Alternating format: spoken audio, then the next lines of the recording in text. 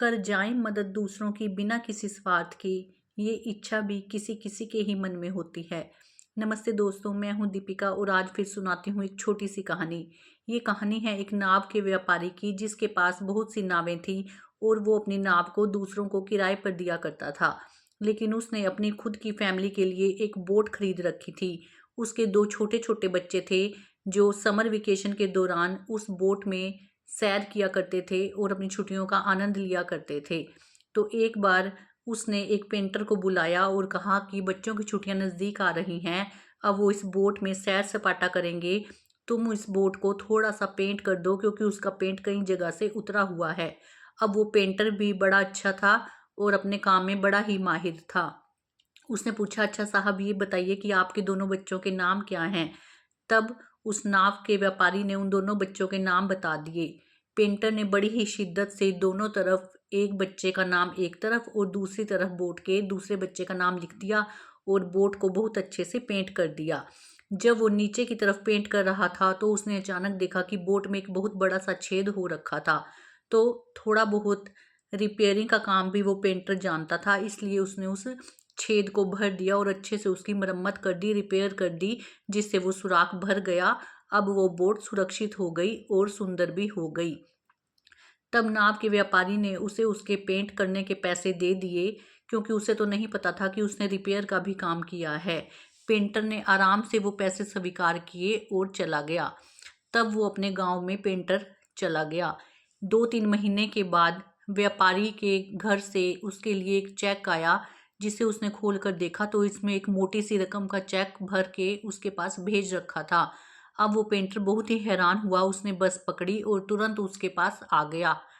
Painter ने कहा कि व्यापारी साहब, मैंने तो अपने पैसे पेंट करने के लिए लिए थे, तो आपने ये इतना बड़ा चेक इतनी मोटी रकम का क्यों मेरे पास भेजा। नाव के व्यापारी मुस्कुराए और उसे अंदर लेकर गए और उसकी आवभगत की। तब उन्होंने कहा कि तुमने जो काम किया था मैंने उसका तुम्हें पैसे दे दिए थे, लेकिन उस दिन मेरे बच्चे बोट में सैर करने के लिए गए तो मुझे बाद में एकदम से ध्यान आया कि उस बोट में तो एक सुराख भी था, जो मैं तुम्हें भी बताना भूल गया था। जब वो बच्चे दोनों बोट में सैर सपाटा करने जा रहे थे तो मेरी और मेरी वाइफ की जान निकली जा रही थी कि उस बोट में सुराख था। अब तो हमारे बच्चे बस गए, हम उन्हें कहाँ ढूंढें और कहाँ से लाएं। लेकिन शाम होते ही मेरे दोनों बच्चे मुस्कुराते हुए घर वापस आए। तब मैंने एकदम से जाकर बोट देखा तो बोट में सुराख नहीं था, वो सुराख भरा हुआ था जिससे बोट सुरक्षित हो चुकी थी। तब मैं समझ गया कि तुमने ये काम किया है, इसलिए तुमने मेरे बच्चों की जान बचाई है, तो मैं तुम्हें ये पैसे देता हूँ। तब उसने कहा, नहीं नहीं, ये तो छोटा सा काम था, मेरा फर्ज था, मैंने पूरा कर दिया। तब नाव के व्यापारी ने कहा, नहीं, तुमने 3 काम किए हैं। एक तो तुमने अपना काम ईमानदारी से किया, दूसरा तुमने मुझे वो बताया भी नहीं कि तुमने रिपेयर की थी और उसके पैसे भी नहीं मांगे, और तीसरा कि तुमने मेरे बच्चों की जान बचाई। सबसे ज़रूरी काम और सबसे अच्छा तो यही काम तुमने किया। अगर ये बच्चे चले जाते तो हमारी ज़िंदगी ही ख़त्म हो जाती। तुमने मेरे बच्चों की जान बचाकर बहुत ही ईमानदारी और नेकी का परिचय दिया है, इसलिए ये पैसे तो बहुत कम हैं, अगर तुम जो भी चाहो मैं तुम्हें वही दे सकता हूँ। इस तरह उस आदमी ने उसके किए का फल चुकाया। तो दोस्तों, अगर कोई आपको अपने काम के टाइम याद करता है तो ये मत सोचिए कि किसी ने हमसे अपना मतलब साधा है, बल्कि ये सोचिए कि अंधेरे में ही दिए की ज़रूरत पड़ती है।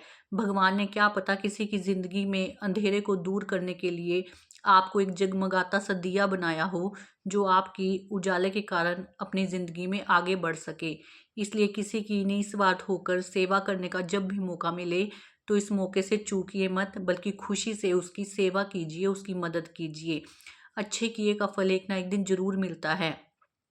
हाँ, अपने कर्मों का फल मिलने में थोड़ी देर हो सकती है, जिससे हम कहते हैं कि नेकी कर और दरिया में डाल, लेकिन ऐसा नहीं होता। वो भगवान सब जगह देख रहा है, कोई भी कर्म उससे छिपा हुआ नहीं है, उसकी आंखें सब ओर हैं। इसलिए जब भी अच्छा कर्म करें तो भगवान पर विश्वास रखें कि वो अच्छे कर्म हम तक लौट कर भी आएंगे। उस भगवान की अदालत में न्याय ही न्याय है। हाँ, थोड़ा वक्त लगेगा, लेकिन आपको आपकी नेकी का फल जरूर मिलेगा। आज के लिए बस इतना ही। मिलूंगी अगली वीडियो में अगली कहानी के साथ।